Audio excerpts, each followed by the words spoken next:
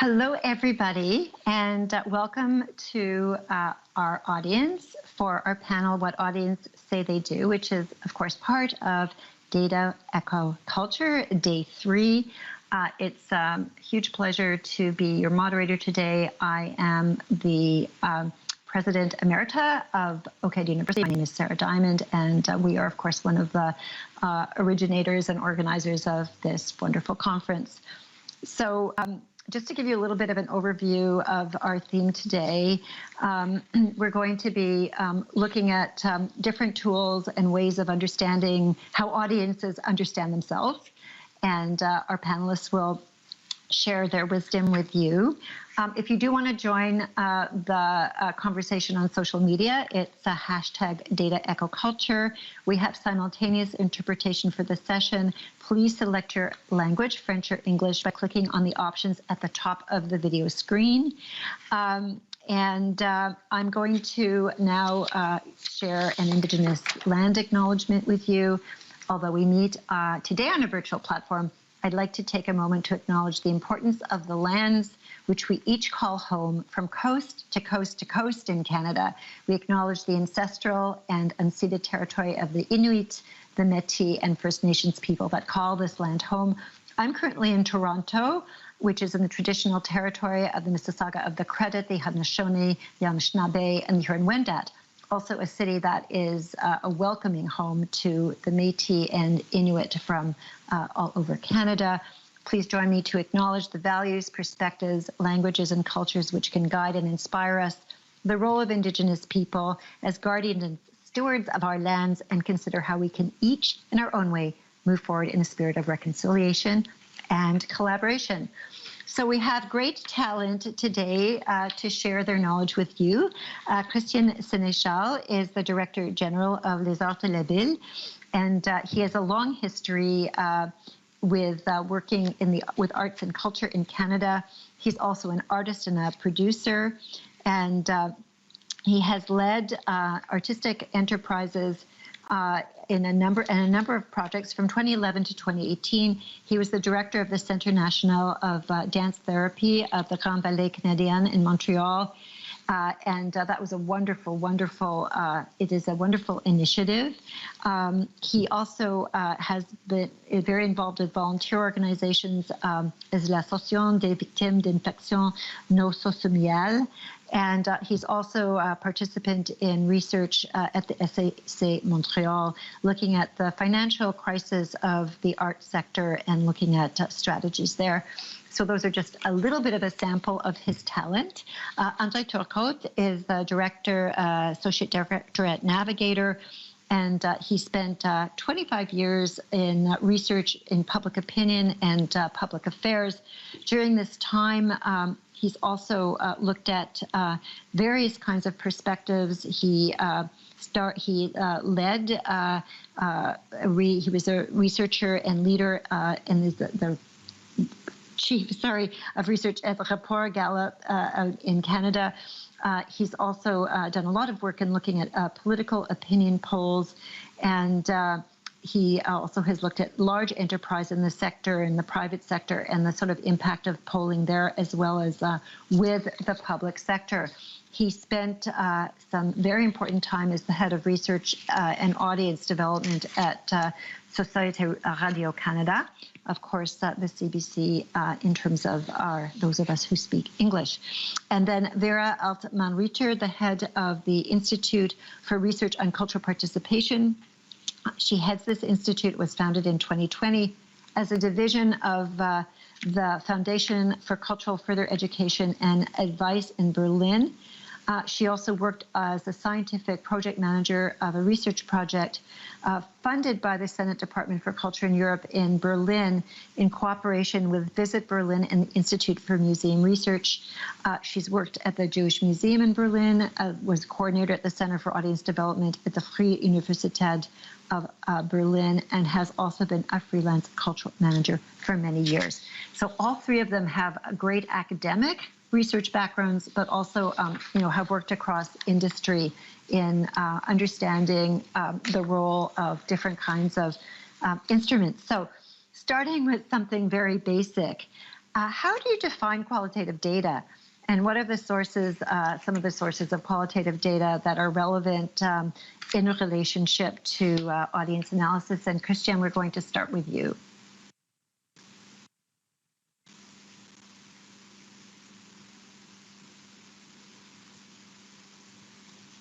Hi, Christian. I think he may have frozen. We'll try and get him back. So, André, over to you on talking a little bit about qualitative analysis and what it is. I was actually glad that the first question went to Christian, so no, I think it was a trick. Interesting question. Qualitative data is, and the way you defined it is more in terms of how it's used, which is trying to get almost in opposition of what quantitative data does, which is try to get the underlying themes, understanding, and nuance that people put into consideration when they make a decision or when they react to something, and when you. So that's kind of the more nuanced and in-depth kind of data you can get.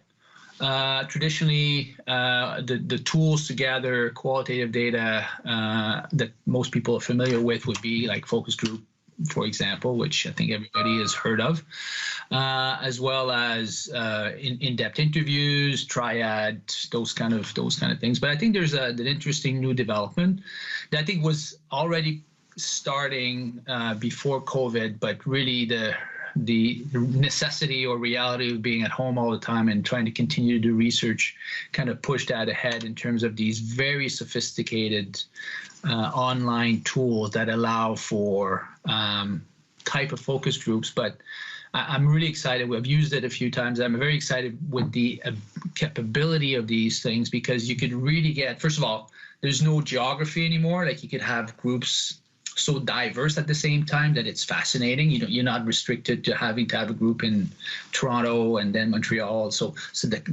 right off the bat, this ability is amazing.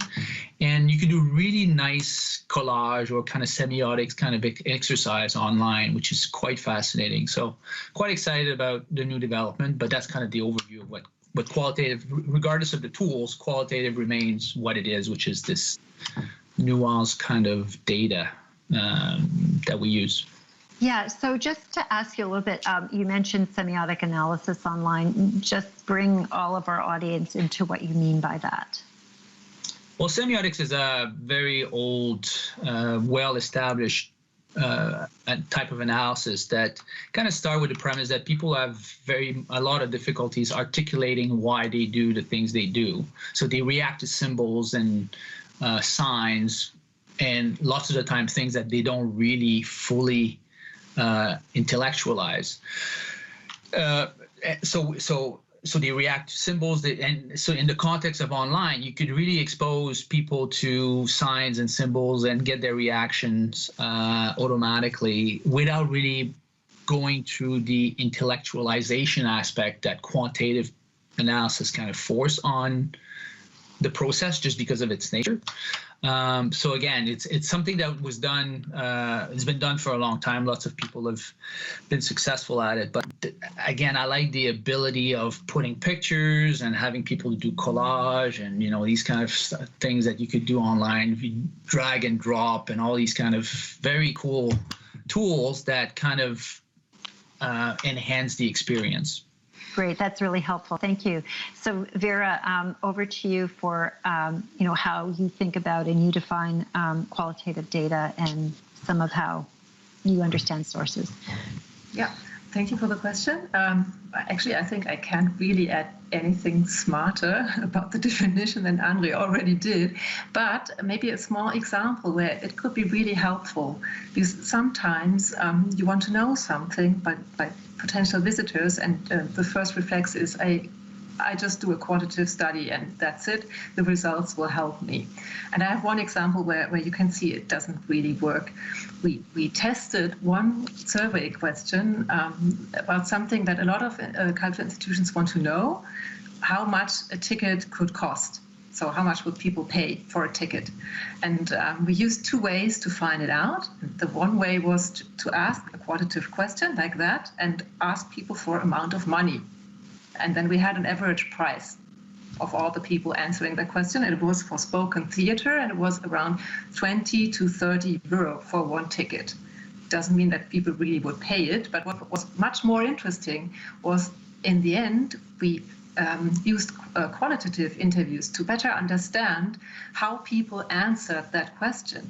And that was really fascinating, because what they said, what influenced their decision to say that amount of money was, what is it worth?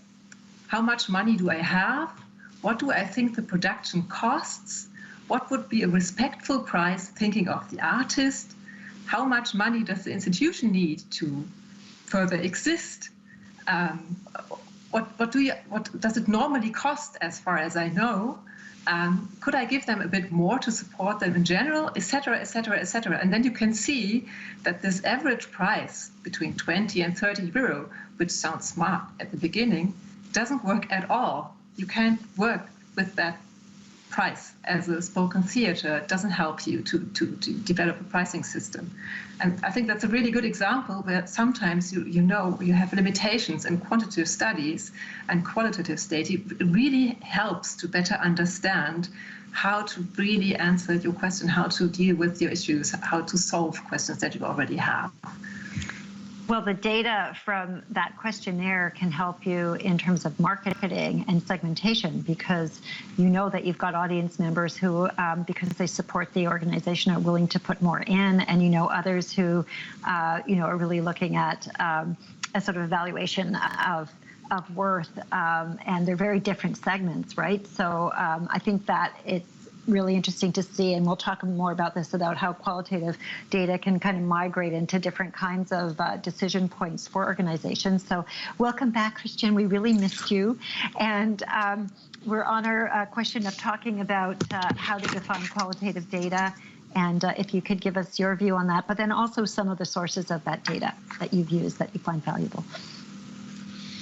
C'est très intéressant de le voir comme vous venez d'en parler du point de vue marketing. It's very interesting to see things on the marketing side. It's one thing, but for the decision makers, public decision makers, or financial partners, private and public, we need another type of data in order to be able to get exactly the right vibe of the effect of culture of the territory. Yes, of course, there's lots of organizations throughout the world, in the UK also, when we're talking about UK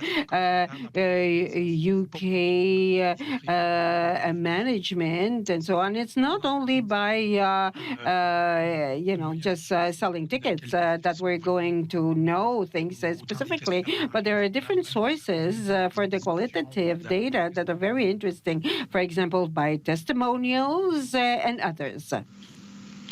Yeah. Yes. And do you want to give us an example of some of the ways that you've collected and used that data?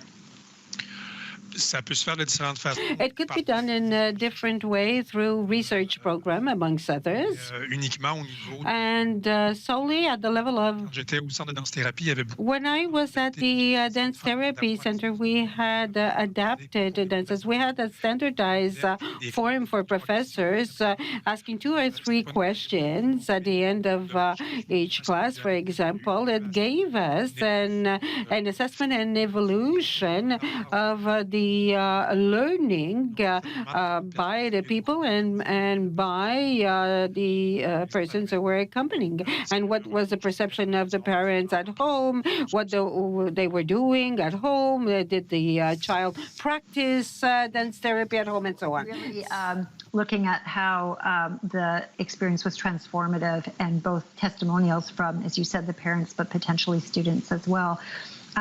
Vera, maybe to you, can you talk a little bit about the use of surveys? When are they valuable? And where do survey tools, fit in relationship to other forms of data gathering and analysis? The short answer I would give is that they are valuable when they provide the data that you need. I think the most important thing is that you know what you want to know, and that the survey that you use for that helps to answer that question. That's also very short answer here. Let me give one example where I think that it really helps to, for example, have a longitudinal study.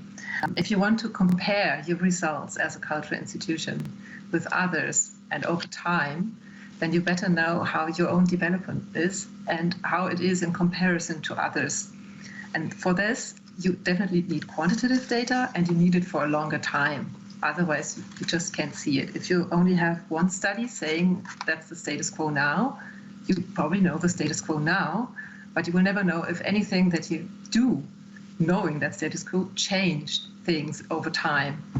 That's one of the reasons why, for example, our visitor research project in Germany, that our institute also does, is longitudinal, that the institutions can see, okay, over time, things develop like that. And if I compare it to others, this is good or this is not so good, what I do here. So talk more about that study and what are some of the instruments of that study. And again, where survey data might fit with other kinds of data that you're asking organizations to gather or that you're gathering on their behalf. Mm-hmm. This study that I was talking about is a quantitative survey. So it means like we have a survey institute going into foyer situations of, for example, museums or theaters and asking people to answer short questionnaires after they visited the institution. Asking, for example, if it's the first time that they came here or if they enjoyed what they've seen, if they have any wishes, sometimes how they found out about the exhibits or the exhibition or the theater play in advance, and what our institutions using that system do is that they compare the data to themselves over time and to the other institutions, and they sometimes build small groups talking about the results. And that's something that I find really, really helpful, not to do it on your own and have other institutions where you can compare yourself to, but also you can talk to, discussing the results to better understand what they mean. So that's a great example. And for all of you, as you're describing particular tools or surveys, just a request from our audience that you plunk them into the chat. And Alexis will take them and make sure that everybody has access to them. André, over to you. Just a little bit of your thinking on survey instruments, what works, what doesn't. Do people sometimes also try and use survey instruments for the wrong thing as opposed to the appropriate kind of research? Interesting twist on the question, Sarah. So anyway, full disclosure, I'll just say, I've done a lot of qualitative and quantitative research, but my bias tends to be quantitative. So start that conversation with bearing my soul and saying this is the baggage that I bring. I think there's been an evolution that over maybe the last 20 years in terms of the how people realize the usefulness of quantitative research, in a sense that used to be trying to measure behavior and what do people do, and quantitative tool has never been that good at doing that anyway. Like, people kind of forget or embellish or these kind, and we all knew that, and the instrument was never well designed to address that. But more and more it's used, especially in commercial setting, which I spend a lot of my time on, or in politics. It's really an effective tool to test communication strategies, for example, like reaction to different specific words. How do people react to basically the same message worded in different ways, and as a guide to what eventually becomes part of your communication strategy. One term we use in political research is that, what is the lights in the windows that we want to put in terms of, a party has 50 policies, nobody will take care of it. What are the 4 or 5 things that you put in the window to get people's attention? So it's no longer about the quantitative tools used effectively is no longer about trying to measure behavior, but trying to measure people's reaction, testing strategies, testing communication. And I find that it's quite effective as a way to do this. And people react strangely to different things. without really knowing. There's a couple of books that I like. The Samuel Popkin old book about the rational voter kind of, and is talks about how people use heuristics or judgmental shortcuts to make a decision, is kind of the best book I could think of in terms of demonstrating why quantitative, if applied properly, why quantitative research is effective. Very quickly about is it used for the wrong thing? Wrong is in the eye of the beholder, I guess. In a sense that, again, despite whether it's good or not, especially Western or like our democracies like numbers. So there's a power associated with 42%, which you don't really know why, but if you could have a really good paragraph about qualitative research, which is really brilliant, but 42% just carry more weight. We could disagree as to why, but that's the reality of things. You know, it's like the old book from Susan Ertz about numbered voices. I mean, there's this hegemony almost about, and in practicality, yeah, it's unfair. We could talk about all this, but in a situation when you need to use data for either communicating a message or make a point, you're better off with the 42%. Whether you like it or not. So is it wrong? Probably, you know, we could make philosophically, we could probably say it is, but in terms of that's the reality you're facing. So that's kind of my answer in terms of the right and the wrong of it. So then where does qualitative come into that? And what are the absolute best uses to balance in a way where the qualitative research, you know, is valid and is respected? Is it in the quality of the survey tools that you build, or how do you think through that balance? What I would hope that, I mean, there's definitely a more of an open look at the value of qualitative. And I think the more we should really collectively, like from the academic perspective, but the private sector and everybody involved in research, we should really try to push this more. And it's a matter of educating, and not educating in a bad sense, but kind of get the media and the people who report comfortable with this. I think that's what it's not about not liking it. It's really about, you know, they have to write a column or they have to be on the national news at 10.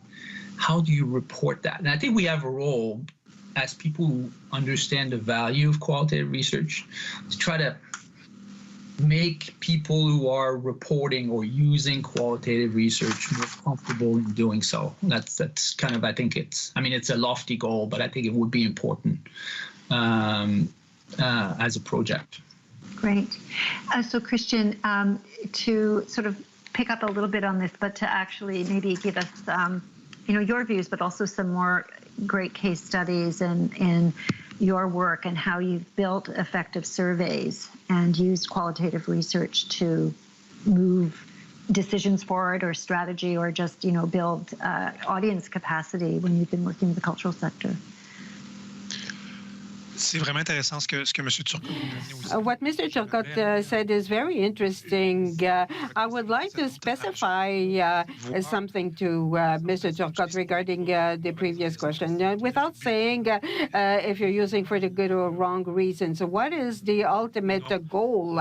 That's what we have to consider as being good or bad. Yes, of course, there is a perspective from the public or fast decision making, and if we could value the research, then the qualitative aspect is interesting. When we have a story like that, when we're setting up a research with a mix and multidisciplinary research uses of ours in the health setting, and there's a social.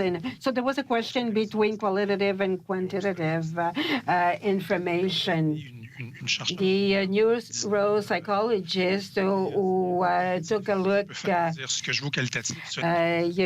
the qualitative aspect, talking about pressure and everything. The researcher stood up and said sincerely, give me whatever stat graph and I'll do whatever has to do. So we want to group those people. When we were presenting a research project, a multidisciplinary one at the Grand Ballet, we wanted to see the complementarity between Robin Cruz from Rice University, who's been doing mixed kind of ways. The two methodologies are at the same level, and we mostly should stop. And that's personal, of course. We try to be qualitative and structure ourselves to be in line with the research, but the qualitative can also open the horizon of the quantitative data. I don't know whether that answers your question. Yeah, it's helpful. I know Vera wants to jump in, and I'm going to ask her to comment on this and also give us another great example of some of her use of qualitative and just particularly surveys, because I think our audience wants to know, gosh, how do we think about a survey and where does it fit in and how do you develop it, or do we have to go to the experts to help us with it? So Vera, over to you. I was just thinking, listening to André, that I think there's a bit of a fixation on representative data, that everything has to be representative, but sometimes it's just not necessary to have answers for very important questions. I'll give you two examples. The one is a bit bold, and I excuse before. If you know that, for example, you are a museum, and like a small number of people tell you the washing facilities are just not cool, you don't need 1,000 respondents to know that you have to do something. Again, sorry for being bold. Let's take another example. You want to know what your most famous exhibit is. You can have a large question, a large survey, a lot of people, a lot of respondents, but sometimes it's quite simple to go other ways, like, for example, counting fingerprints on the service glass every day in a room. And then you can see, okay, this is probably has been touched more by people, so it means, okay, it has some more importance than other exhibits.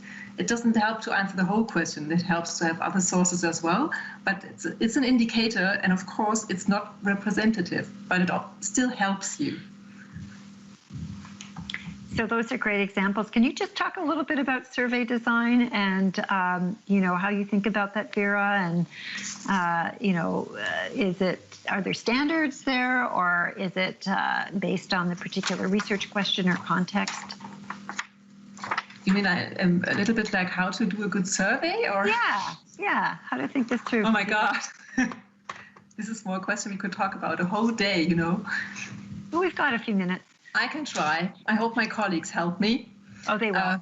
Okay, spontaneously. I think first thing, you should define a goal. What do you want to know? You probably should think about how you get potential participants and how they could hopefully match the population of interest, that the people you're interested in as a whole, very good, or as good as possible. If it's like a quantitative study, you probably need to reflect on the questions that you want to ask to answer your major questions. You build those questions and a questionnaire using them. You hopefully test the survey instrument, because it's probably not working at its best in the beginning, or at least my instruments normally don't. Better to test them. I think you need a good introduction text, something that interests people, and it's also good to have an incentive, something that makes people want to take part, whatever it is. It doesn't have to be money. It could also be for the good cause, but it helps to tell it. You define the method of distribution. If it's questionnaires, how do people get that questionnaire? How could they take part? When and now? And then you probably start. we check if everything's working, hopefully have good data in the end, and analyze it. I hope that wraps it up. That was really, really helpful. And I'm going to go to André, back to I know you had your hand up and you wanted to jump into the earlier conversation. So start there and maybe some comments on. Yeah, I could wrap it all in with the same. Yes, please. I'm gonna focus on what makes a good survey. I mean, everything I agree. Vera covered all of it. I think the few things I would point in terms of we're all academics, so I could be critical and not offend anybody. We're all in. I mean, we got to understand that we have to use the language of the people who will answer the question, not ours. And we tend to forget that sometimes. Like we write question as we write. We don't want to write question as we write as academics, and always have this, back. We put back and say, okay, is that the language, the way the person will answer the question, not the way I want to write it? And that ties to Vera's great point about the lost art of pre-testing. I think in commercial world in particular, I think this has been maybe just for financial reason. The pre-test is not as important as it used to be, but it's essential. I mean, you got to pre-test and make sure that the people actually answer the questions, and we have good data before you go all out. The point I want to follow up on, which fits with what I'm saying, is that I totally agree with Christian in the sense that for many years, quantitative has been on the case of qualitative to, can you organize yourself? Like, what is these like semi-structured interviews that, like, get your act together unfairly. But I think again, from the fact that because I do both, but I'm from a quantitative perspective, I think we've learned from qualitative in a sense that we're not as uptight as we're not as uptight about, we ask a question, an open-ended question, and we know it's not, we know 50% won't be able to answer, but with all the asterisks involved, I think we've grown to say, but it's still worth asking 500 people out of 1,500. Define what you mean by, like this. So I think hopefully, and I agree with you so much, and we should do more of that, like, relaxing a little bit and accepting the freewheeling, great way that qualitative research could be administered, and in introducing this in quantitative surveys, it's essential. I don't know if I answered the question, Sara, but it's a good conversation, and I think we're hearing so much amongst the three of you about the value of mixed methods, right? And that's sort of also, and it's also a slide between the subjectivity that's perceived in qualitative research and the so-called objectivity of quantitative research, because as you've all said, you've got to set your, what you want to know, and you set your questions, and that whole process frames the data that you get. So there's always this piece of it, which is, I think there's a sort of false belief that quantitative is purely objective, when in fact it's a different methodology and it's framed, but you can get larger surveys and samples.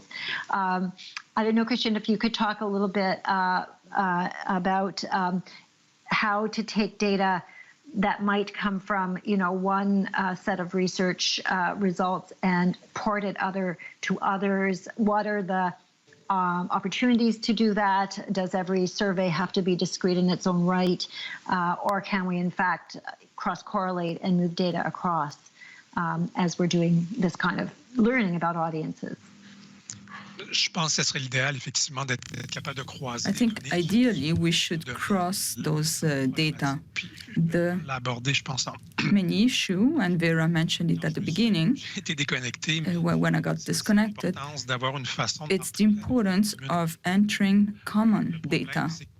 the problem that you have different surveys, different questionnaires that will bring differentiation around data that could be similar. So in that case, we have the risk, we run the risk to lose data or to not to analyze them correctly. So it's about governance of data. And Monsieur Turcotte also brought that forth. How to, or who is the person who will say this data has to be entered in that way and processed in that way, because again it depends on who needs it. And we hope that with technology we'll get there eventually, but I think that the ultimate goal will be really to be able to cross data. Like Statistics Canada, many students do that. They take the last 10 years surveys of Stats Canada and they cross them. But now it's about doing it with several organizations. So Vera, we're talking about ways of cross-correlating data, the value, for example, of government databases that have a lot of knowledge embedded in them around people's their earnings, where they live, their race, their culture, their health in the Canadian context, and how to think about those data sets in relationship to the surveys that we might develop. But also, if you've collected data in one context, when is it safe or when is it difficult to cross it over? Just to help you with a little bit of the translation piece. So comments that you might have would be very welcome on this topic. I try my best. I was just thinking, listening to all of you, that it's probably also helpful to share some other thoughts on how to do a good survey, because I think one of the most important things, and that fits to your question, if you want to have something comparable, then you should think about that before you start your survey. And to do that, the easiest way is to learn from others, to talk to others, to see what other people have already done, what questions they have asked, if maybe the same questions are relevant for you, or if you maybe only have to slightly change them so that comparison is still possible, and to also, in the end, share and discuss your own results, publish whatever you've done, if that's possible, and not too intimate for an institution, for example. And what I also learned, for example, is that I try to consider that as a learning journey, because normally I know more in the end that I've known before I started it. So it's a bit of a circle.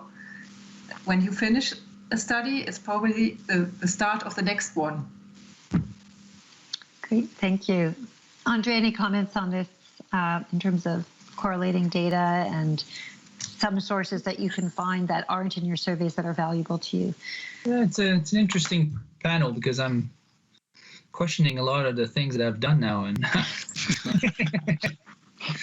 but good or bad? It is. No, it's good. Perspective's great. A couple of things. One is that, again, in the spirit of quantitative people tend to be a little bit too uptight in their approaches, I think we've known to relax a little bit. The way to say it is that we tended to be hostage to bad questions.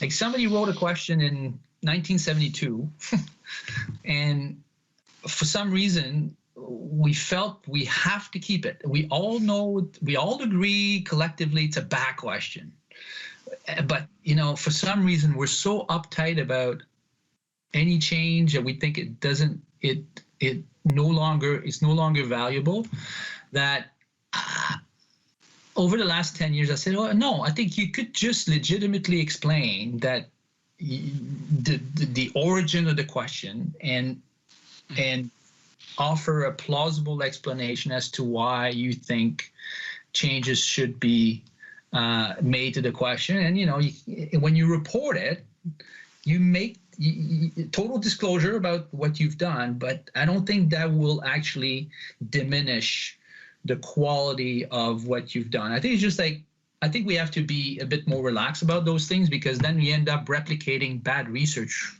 forever. Like, what's the point of that? So that's one thing that I think, and trust me, I've done using the bad question for too long, too often, but starting tomorrow, just based on this panel. The other thing is, I think because as a group, we're getting more sophisticated in terms of understanding the value of different data sources. I think in the past, if you were a quantitative person, your solution was a quantitative solution. If you were a qualitative solution, that's what you would do. I think the starting point is that, and because the availability of data is so great, that I think the starting point is that, okay, so what I need to know this, what is the best source for behavioral data? Okay, so Stats Canada. So let's cover this, not waste my time on the quantitative or qualitative to cover that, because that's the best source.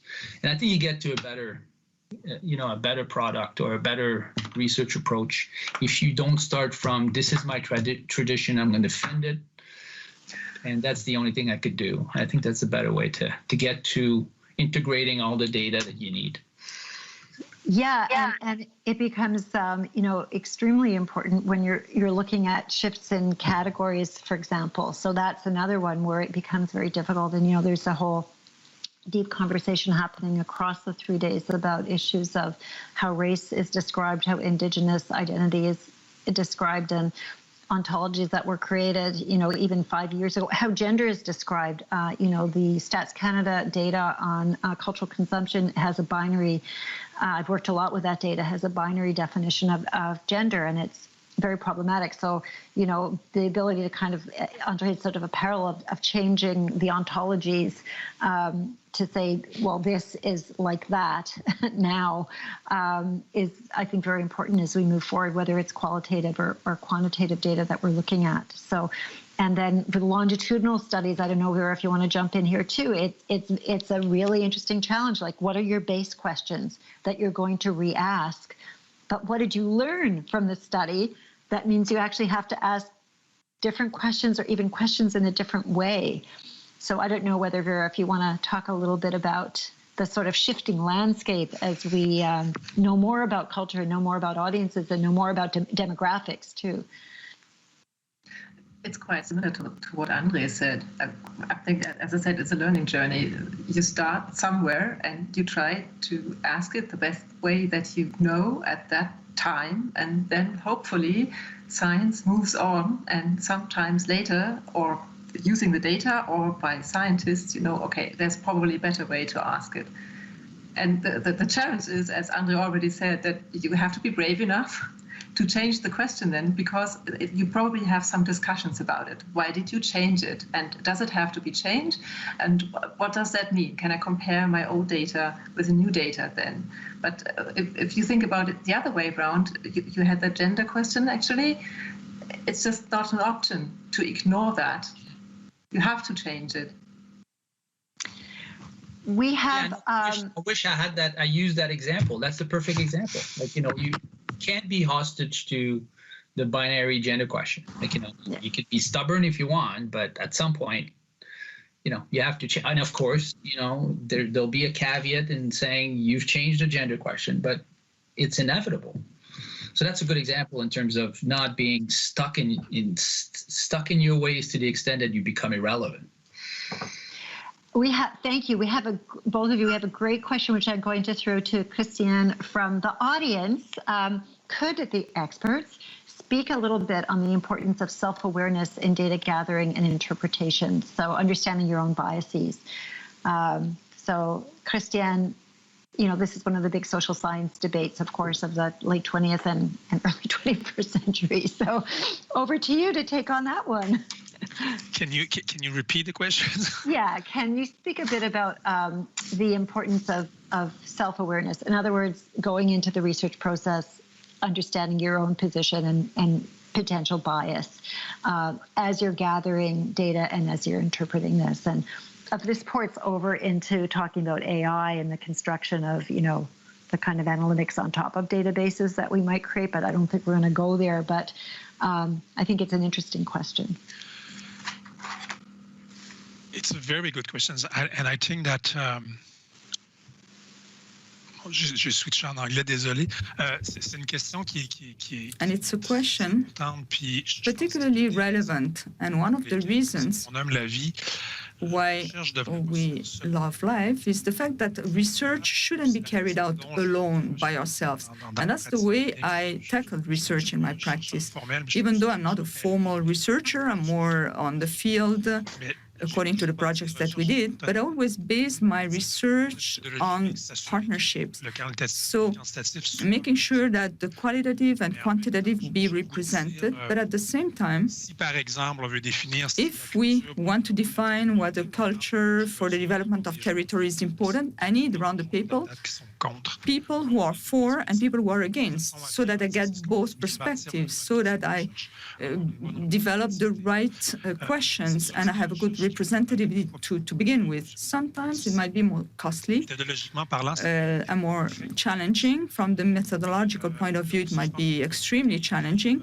But then again, there's a willingness from the financial partners, whether it's here in Quebec or I think of Fonds de Recherche du Québec, Culture et Société, and the research as such, but also at the Canadian level, I think that there's this willingness from the financial partners.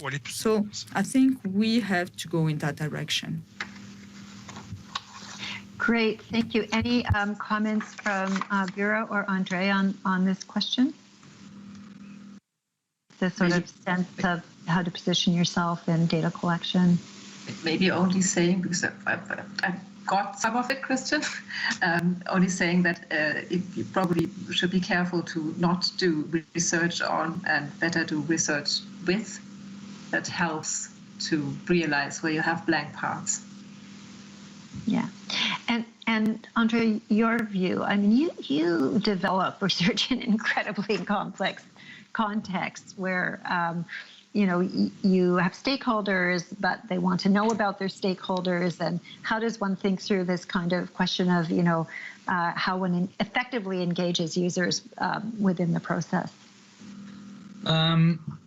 Yeah, I think I'm feel very fortunate in the sense that I'm able to do academic research as well as commercial research. And I know sometimes commercial research is not viewed as positive as academic research, but there's a discipline associated with it, which is great in the sense that we all know we have our biases, but in a commercial context, like if I want to do a study for Christian for les Grands Ballets, if I impose my biases and I give you the wrong advice because I did, there's a commercial cost to it, right? So, and then I could listen to you, Christian, I really want you to, you tell me, I really want you to ask the question. And if I agree with you and I know it's wrong, again, there's a commercial cost to that. So I think there's a discipline in the sense that, and I think it's good in the sense, and I totally agree with, we need to have, our team is always a team approach. Like there's only two or three people that together we interact. But I think that discipline in the sense that, we really want to get to something that can give you as an insight that is valuable, kind of put a restraint on bringing my, whatever I think about the Grand Ballet, So anyway, that's I think that I'm fortunate in the sense that I've benefited from that, and it's very effective. So listen, all of you, this has been really exciting for me to hear your views and for you to share them. Thank you very much. I know for our audience as well. André, interesting to have unsettled your sense of past practice. And I think we're all learning in this complex world where the tools are changing and the opportunities are really expanding. So thank you so much for your wisdom today. I'm going to encourage you and our audiences to join the ultimate panel, which is where do we go from here? And it'll be followed by an artistic presentation. And this is that panel will be the end of data ecoculture for now, but I think it's going to have some other iterations out into the future. So thanks a lot and enjoy the rest of your day, and maybe see you at the next panel. Bye-bye. Thanks. Thank you. Thank you. Thanks.